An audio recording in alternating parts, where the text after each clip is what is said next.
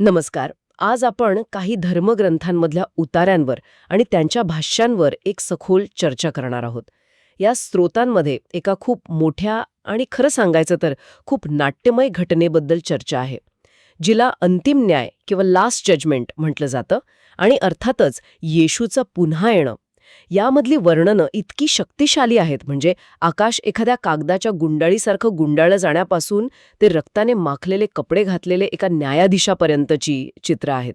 ठीक आहे, तर मग आज आपण या स्रोतांच्या आधारे पाहूया की ही घटना नक्की कशी असेल, तिचं स्वरूप काय असेल आणि तिचे परिणाम काय होतील. आणि यातली सगळ्यात आकर्षक गोष्ट ही आहे की ही फक्त एका दिवसाची घटना नाहीये. अच्छा. या स्रोतांनुसार ही एक संपूर्ण प्रक्रिया आहे. म्हणजे यात अनेक टप्पे आहेत, वेगवेगळ्या भूमिका आहेत. आणि मतभेद सुद्धा. हो, अगदी काही परस्पर विरोधी मतही आहेत, ज्यावर आपण आज बोलणार आहोत. आपलं ध्येय हेच आहे की या स्रोतांमध्ये जे काही सांगितलं आहे ते निष्पक्षपणे समोर ठेवणं आणि त्यामागच्या कल्पना समजून घेणं. चला तर मग अगदी सुरुवातीपासून सुरुवात करूया. मूळ संकल्पना अशी आहे की येशू परत येईल. एका ठिकाणी म्हटलं आहे की जसा तो गेला तसाच तो परत येईल, पण यावेळी त्याची भूमिका पूर्णपणे वेगळी असेल, बरोबर? अगदी बरोबर. पहिल्यांदा जेव्हा तो आला होता तेव्हा त्याची भूमिका एक तारणहार किंवा सेव्हियर अशी होती. पण या स्रोतानुसार त्याच्या दुसऱ्या आगमनाची भूमिका ही एका न्यायाधीशाची असेल, ज्याला पित्याकडून म्हणजेच देवाकडून न्याय करण्याचा संपूर्ण अधिकार मिळालेला आहे. म्हणजे भूमिकेतच पूर्ण बदल आहे. अगदी. आणि हा भूमिकेतला बदलच या घटनेचा मूळ आधार आहे. आणि मला वाटतं याच बदलामुळे त्याच्या परत येण्याचं वर्णनही खूप वेगळं आहे. एका ठिकाणी तो देवदूतांसोबत मोठ्या वैभवात येईल असं सौम्य वर्णन आहे, पण एक मिनिट, एका ठिकाणी त्याचं वर्णन धारदार तलवार घेऊन येणारा न्यायाधीश असा आहे, तर दुसऱ्या ठिकाणी तो एक नम्र तारणहार होता. ही दोन चित्र इतकी वेगळी का आहेत? हां, खूप महत्त्वाचा मुद्दा आहे. ही दोन वेगवेगळी चित्र त्याच्या दोन वेगवेगळ्या भूमिकांना दर्शवतात. नम्र तारणहार ही भूमिका मानवजातीला क्षमेची आणि तारणाची संधी देण्यासाठी होती. पण न्यायाधीशी भूमिका त्याच संधीचा हिशोब करण्यासाठी आहे. अच्छा. त्यामुळेच दुसरं वर्णन खूप भव्य आणि काहीसं भीतिदायक आहे. कल्पना करा, तो एका पांढऱ्या घोड्यावर बसलेला आहे, त्याचे डोळे अग्नीच्या ज्वालेसारखे आहेत, डोक्यावर अनेक मुकुट आहेत आणि राष्ट्रांवर प्रहार करण्यासाठी त्याच्या तोंडातून एक धारदार तलवार बाहेर पडती आहे. हे चित्र शक्ती, अधिकार आणि अंतिम निर्णयाचं प्रतीक आहे. हे वर्णन ऐकूनच अंगावर काटा येतोय. आणि हे आगमन काही शांतपणे होणार नाही असंही दिसतंय. तुम्ही म्हणालात तसं आकाश गुंडाळलं जाईल, तारे पडतील. हो, आणि हे केवळ पृथ्वीपुरतं मर्यादित नाही.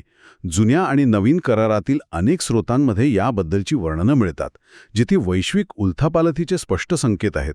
म्हणजे कल्पना करा की आकाश एखाद्या कागदाच्या गुंडाळीसारखं गुंडाळलं जात आहे. एक मोठा भूकंप होतोय. सूर्य काळा पडतोय आणि चंद्र रक्तासारखा लाल होतोय. अगदी.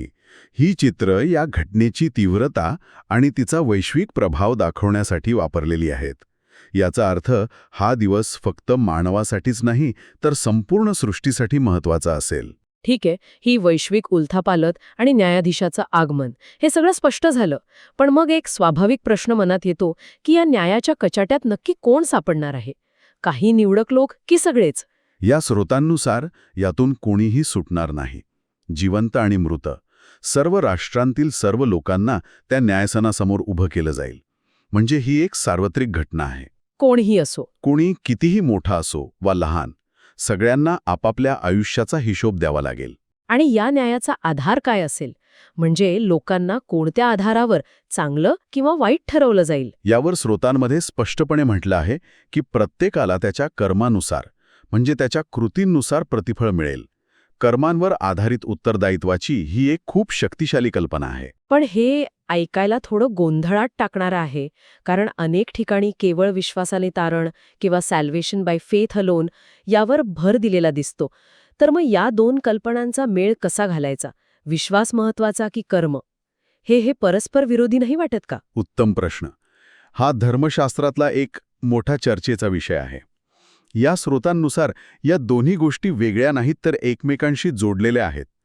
कल्पना अशी आहे की खरा विश्वास हा केवळ एक बौद्धिक मान्यता नाही.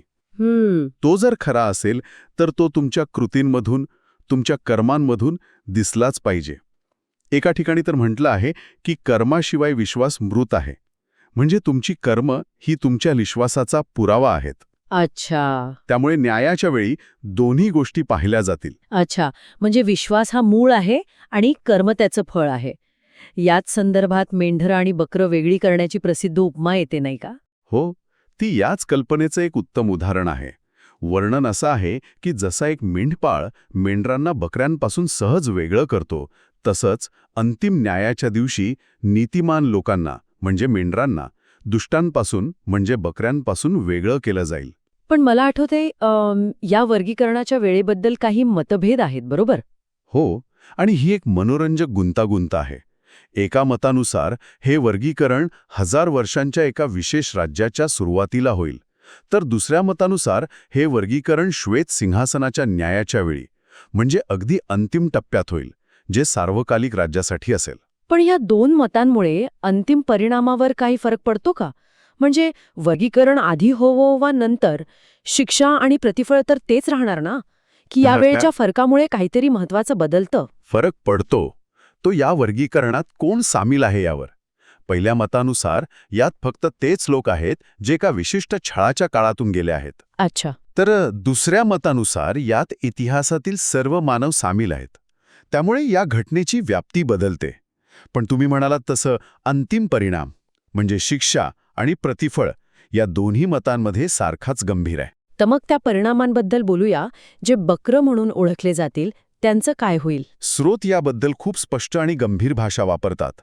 त्या डावीकडच्या लोकांना म्हणजे बकऱ्यांना असं सांगितलं जाईल की माझ्यापुढून निघून जा आणि सैतान व त्याच्या दूतांसाठी तयार केलेल्या कधीही न संपणाऱ्या अग्नीत जा.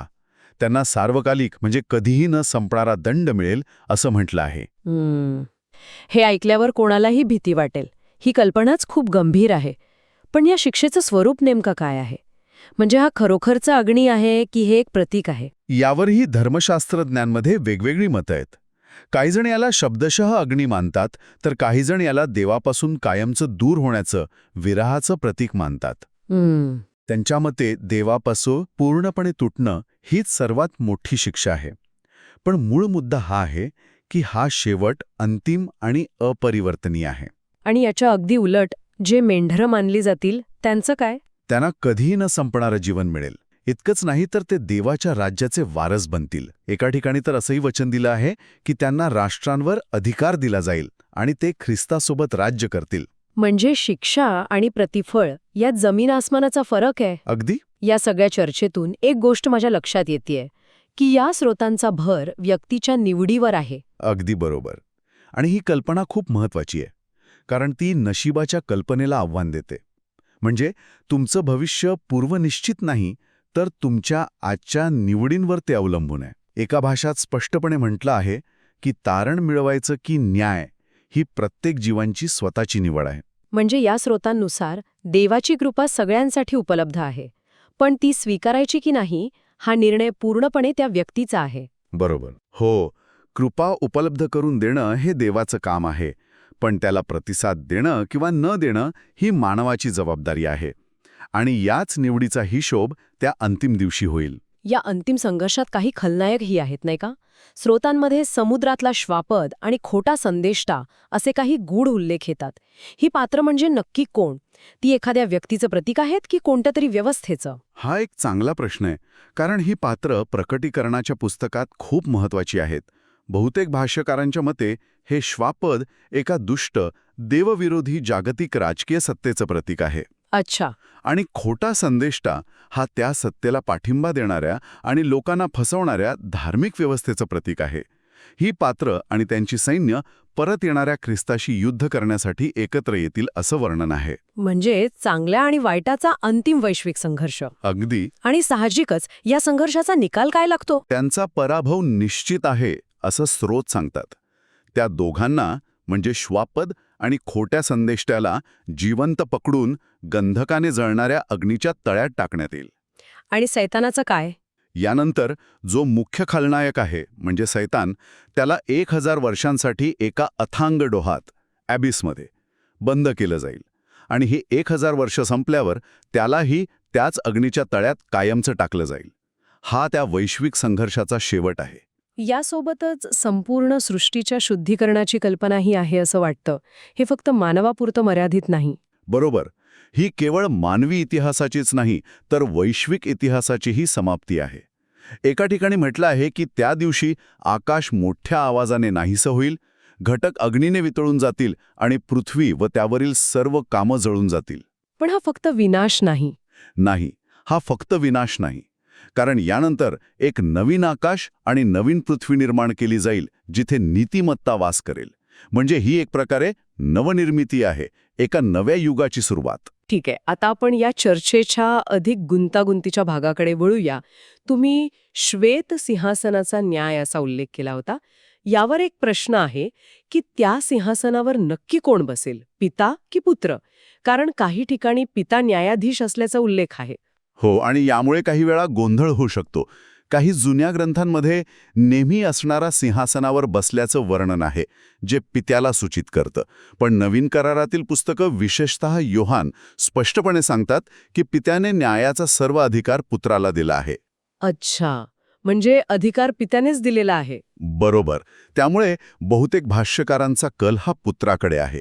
पित्याने अधिकार दिला असल्यामुळे पुत्रच अंतिम न्यायाधीश म्हणून सिंहासनावर बसेल. यात नियमशास्त्राच्या भूमिकेबद्दलही एक मनोरंजक मुद्दा आहे. नियमशास्त्र माहीत असो वा नसो, न्याय सगळ्यांचाच होतो. हे कसं शक्य आहे? यावर स्रोतांमध्ये एक तर्क दिला आहे.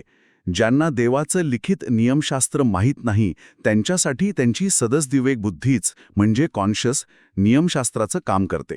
त्यामुळे नियमशास्त्र माहीत नसताना केलेल्या चुकीच्या गोष्टींसाठी ते जबाबदार ठरतात. आणि ज्यांना माहीत आहे, ज्यांना नियमशास्त्र माहीत आहे, त्यांचा न्याय त्या लिखित नियमानुसार अधिक कडकपणे होतो. आणि येशूच्या शिकवणीनंतर या नियमशास्त्राचं स्वरूपही बदललं असं दिसतंय. हो, खूप महत्वाचा बदल झाला. आता नियमशास्त्र केवळ बाह्य कृत्यांपुरतं, म्हणजे चोरी करू नको किंवा खून करू नको, एवढ्यापुरतं मर्यादित राहिलं नाही. तर ते आंतरिक झालं. अगदी, ते मनापासून पाळलं पाहिजे यावर भर दिला गेला. म्हणजे दुसऱ्याचा द्वेष करणं हे खुनासारखंच पाप मानलं गेलं. त्यामुळे न्यायाचा निकष अधिक सखोल आणि आंतरिक झाला. आता आपण शेवटच्या आणि मला वाटते सर्वात गंभीर मुद्द्याकडे येऊया.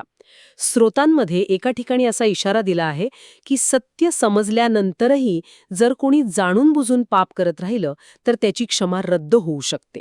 हो, आणि हा या संपूर्ण चर्चेतला सर्वात गंभीर इशारा आहे. इब्री लोकांस लिहिलेल्या पत्रात म्हटलं आहे की जर आपण सत्याचं ज्ञान मिळाल्यानंतरही जाणून बुजून पाप करत राहिलो तर पापांसाठी दुसरा कोणताही यज्ञ उरत नाही. थांबा, हा मुद्दा खूप गंभीर आहे. म्हणजे एकदा मिळालेली क्षमा परत घेतली जाऊ शकते? हे तर एकदा तारण म्हणजे कायमचं तारण किंवा वन्स सेव्ड ऑलवेज सेव्ड या प्रसिद्ध धारणेच्या पूर्णपणे विरुद्ध आहे. यावर स्रोतांमध्ये काही वादविवाद आहेत का? नक्कीच.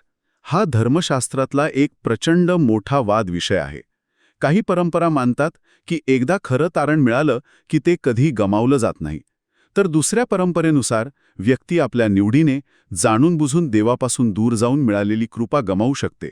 आणि हा इशारा त्या दुसऱ्या दृष्टिकोनातून येतो. बरोबर. तो हे सांगतो की क्षमा ही एक देणगी आहे, पण तिला गृहीत धरू नका. ती टिकून ठेवण्यासाठी सातत्यपूर्ण आणि प्रामाणिक प्रयत्न आवश्यक आहेत. ही कल्पना वैयक्तिक जबाबदारीची भावना तीव्रतेने अधोरेखित करते. तर आज आपण पाहिलं की या स्रोतांनुसार अंतिम न्याय हा केवळ एका दिवसाचा निकाल नाही, ही एक संपूर्ण प्रक्रिया आहे, ज्यात न्यायाधीशाचं भव्य पुनरागमन, लोकांचं त्यांच्या कर्मानुसार वर्गीकरण, चांगल्या वाईटाचं वैश्विक संघर्ष आणि शेवटी संपूर्ण सृष्टीचं नूतनीकरण यांचा समावेश आहे. यात भव्य चित्रांपासून ते वैयक्तिक जबाबदारीच्या अत्यंत सूक्ष्म मुद्द्यांपर्यंत सर्व काही आहे. या सगळ्या चर्चेचा सार एका वाक्यात सांगता येईल. हे स्रोत एका अशा दिवसाचं चित्र उभं करतात जिथे प्रत्येक निवडीचं आणि प्रत्येक कर्माचं अंतिम उत्तरदायित्व निश्चित केलं जाईल. ती एक अंतिम हिशोबाची वेळ असेल, ज्याचे परिणाम कायमचे असतील. या चर्चेनंतर ऐकणाऱ्यांच्या मनात एक विचार सोडून जाऊ इच्छिते. जर या स्रोतांनुसार आपल्या प्रत्येक कृतीची, अगदी मनातल्या विचारांचीही नोंद ठेवली जाणार असेल आणि एका अंतिम न्यायात तिचं परीक्षण होणार असेल, तर मग आज आपण घेत असलेल्या लहान मोठ्या निर्णयांचा महत्त्व खरंच किती असेल?